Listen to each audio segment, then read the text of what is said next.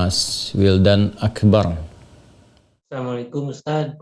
Waalaikumsalam warahmatullahi wabarakatuh. Anda dari mana? Saya dari Garut. Dari Garut. Baik. Semoga Anda dan keluarga mendapatkan rahmat dan ridha Allah Subhanahu wa taala, dan semoga percikan rahmat dan ridha itu diberikan juga kepada kita semuanya. Dipersilahkan. Ingin bertanya tentang tempat wudhu Pak Ustaz. Ya. Ya misalkan di rumah kan terkadang tempat wudhunya itu menyatu dengan toilet, WC. Nah itu bagaimana, apakah Islam memandang tentang itu? Baik.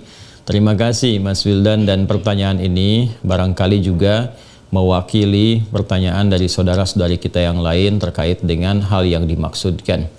Idealnya memang tempat wudhu itu berpisah dengan toilet.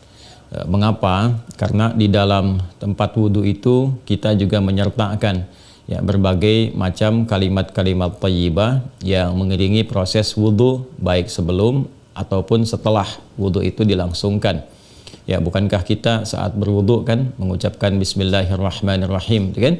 Sebagai mula kita mengerjakan segala kebaikan dengan dasar yang Nabi sabdakan, kullu amrin tibalin la yubda'u fihi Bismillahirrahmanirrahim fahuwa abtar.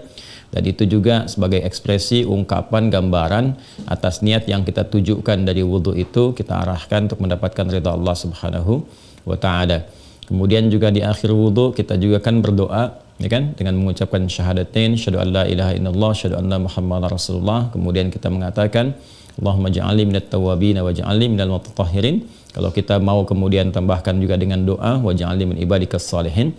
Nah, sedangkan kalimat-kalimat thayyibah yang berupa permohonan-permohonan doa dalam kebaikan ataupun menyebut asma-asma yang mulia, nah itu kan umumnya tidak diutarakan saat kita berada di dalam toilet, karena toilet punya sifat tertentu, sifatnya hanya untuk menyalurkan atau membuang hadas, baik yang sifatnya kecil ataupun juga besar, dengan cara-cara tertentu yang boleh jadi juga melahirkan najis. Sedangkan wudhu itu tidak seketika juga menyatu dengan menghilangkan najis, bisa jadi hanya hadasnya saja, belum tentu ada najisnya, gitu kan.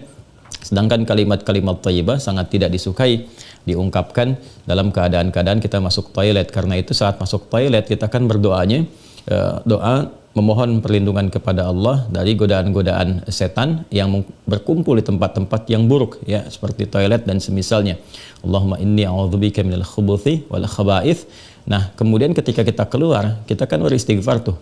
Ghufranak, gitu kan? Ghufranak, mohon ampunanmu ya Allah. Nah, ada yang mendetilkan itu. Kenapa kita minta ampunan ketika keluar? Karena kita menahan diri dari pengungkapan kalimat thayyibah yang biasanya kita ucapkan di setiap tempat, gitu kan?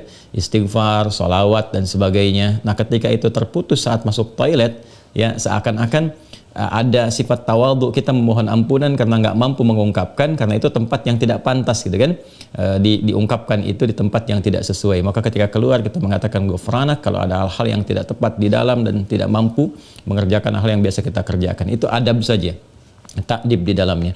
Nah, karena alasan inilah akan lebih bagus kalau tempat wudhu itu bisa terpisah sendiri dengan toilet, sehingga nanti kesempurnaan hal-hal yang mengiringi bisa dilakukan.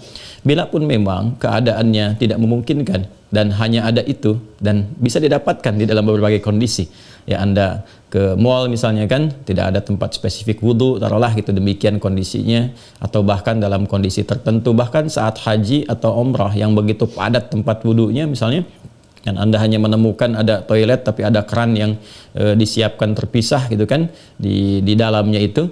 Nah, ini kondisi-kondisi demikian masih memungkinkan. Jadi kalau ada kondisinya sifatnya tidak terpisah keadaan tempat wudhunya, maka tidak ada masalah ketika Anda berwudhu dalam keadaan juga menyatu tempatnya dengan toilet, karena kaidah juga mengatakan ad-daruratu tubihul mahdharat. Kondisi-kondisi yang mendesak itu, kondisi-kondisi yang tidak biasa itu membolehkan, bahkan yang terlarang pun asalnya diperkenankan.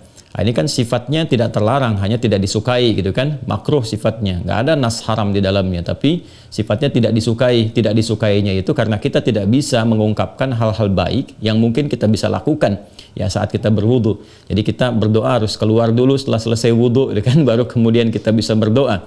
Ataupun Bismillahirrahmanirrahim hanya kita bisa ungkapkan dalam hati, nggak bisa kita lafadzkan gitu kan.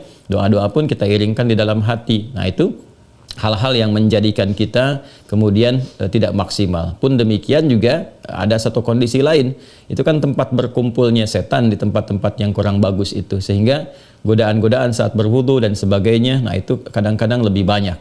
Nah ini tentunya juga di satu sisi tidak berlaku juga ya kondisi ini saat misalnya kalau mandi besar, kadang-kadang kan juga tempatnya menyatu juga dengan toilet, kan mandi besar juga berlangsung wudu di dalamnya, kan? Nah ini kita harus fleksibel juga dalam kondisi-kondisi demikian. Jadi ini yang mau saya katakan, tidak berhukum haram itu bisa dilakukan. Kalau tempatnya kita misalnya memungkinkan untuk berpisah, bagus ada dipisahkan. Tapi kalau menyatu pun tidak ada masalah, kan? Tidak ada masalah sepanjang dalam keadaan-keadaan darurat tertentu dan tidak berhukum haram. Ya, apa dalilnya? Yang tadi saya sampaikan. Ya, tidak ada nas spesifik mengharamkannya, dan kadang-kadang kita mandi besar juga ya, al-ghuslu dari janabah dan semacamnya juga berlangsung, dan dalam mandi besar juga ada wudu. Namun barangkali kesempurnaan itu tidak bisa kita iringkan dengan kalimat-kalimat thayyibah yang diungkapkan, hanya dalam hati kita lakukan. Jadi kalau tidak ada tempat lain dan menjadikan Anda berwudu misalnya menyatu dengan toilet, di dalamnya ada toilet, maka kalimat-kalimat thayyibah itu cukup dalam hati, tidak perlu diungkapkan di lisan, kan? Dan sempurnakan wudu Anda, lalu ketika keluar Anda berdoa sebagai penutup bagian dari wudunya. Demikian kiranya bisa disampaikan. Wallahu taala a'lam bissawab. Dan sebelum saya menutup, ada sesuatu yang sangat menarik ketika Ibnu Abbas radhiyallahu taala anhuma menyampaikan kisah Nabi sallallahu alaihi wasallam ya saat beliau berada di kediamannya Sayyidah Maimunah radhiyallahu taala anha, dan malamnya kemudian bangun ya, bangkit dari tidurnya, duduk dulu menghilangkan bekas ngantuk. Nah ini ditemukan di Sunan Abu Daud nomor hadis 1367. Thumma dhahaba ila syanin mu'allaqah, kemudian beliau pergi ke tempat tertutup. Nah syanin mu'allaqah ini enggak disebutkan tempat tertutupnya, apakah dia sifatnya mirhad, ya kan? Apakah tempatnya toilet yang menyatu, kamar mandi, ataukah dia tempat wudhu, kan? Midha, misalnya, apakah dia tempat wudhu? Nah ini yang tidak disebutkan, keadaannya tempat tertutup saja. Ini memberikan kesan bahwa bisa jadi kalau itu yang dimaksudkan adalah tempat yang tertutup, itu toilet dan semacamnya, jelas ya dilakukan dalam bentuk tertutup sehingga tidak tampak aurat dan sebagainya, itu fikih yang lain. Tapi kaitan dengan wudhu juga itu cukup menarik juga. Hendaknya kalau kita pun membuat tempat wudhu di satu tempat, ya dimungkinkan ada penutupnya, karena boleh jadi tempat-tempat yang digunakan untuk oleh laki-laki ataupun perempuan yang menyatu, ya, menyatu itu yang dimaksudkan dimanfaatkannya. Ya boleh jadi ada perempuan juga yang masuk ke situ, kan di satu tempat tuh nggak ada kekhususan gitu ya. Nah, tapi tempat-tempat lain sekarang sudah lebih bagus. Ini untuk laki-laki, ini untuk perempuan, tuh nggak ada masalah. Tapi kalau tempat yang digunakan untuk menyatu, dia hendaknya ada penutup sehingga nggak semua orang bisa mengakses ke dalamnya dengan batas-batas tertentu. Apa kaitannya, korelasinya dengan pertanyaan Anda? Syanin mu'allaqah di sana nggak disebutkan. Ya, apakah itu tempat wudhu atau menyatu dengan toilet? Tapi babnya ketika keluar dari situ, Nabi sudah berwudhu.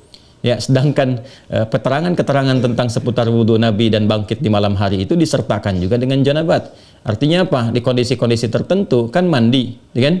Dalam mandi itu kemudian ada proses wudhu dan sebagainya. Ini menunjukkan kesan bahwa dalam mandi itu kan ada, selain hadas juga ada sifat-sifat lain yang dibersihkan, kan? Bisa jadi juga yang mengandung najis seperti buang air kecil ya, dan sebagainya kan menyertai dalam mandi itu. Nah ini memberikan kesan bahwa tidak ada hukum spesifik haram untuk mengerjakan wudhu di dalamnya, karena ada proses yang tadi saya sebutkan. Tapi lebih disukai kalau hanya untuk wudhu semata, tidak disertai dengan mandi yang lainnya, kalau ada tempat yang terpisah sehingga bisa menyempurnakan bacaan-bacaan yang dimaksudkan. Demikian Mas Wildan ya, semoga bisa dipahami dengan baik. Allah Ta'ala alam bisawab.